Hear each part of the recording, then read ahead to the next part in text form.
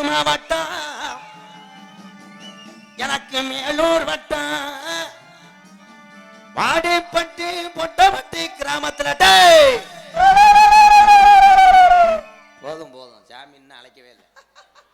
குருவாரப்பட்டியில் சிறு மாலையம்மன் கோவில் உற்சவத்தை முன்னிட்டு தன்னுடைய நேர்ந்துகிட்ட நேர்த்திக்கடனை அருளோடு அற்புதமாக நிறைவேற்றினாள் மாலையம்மன்.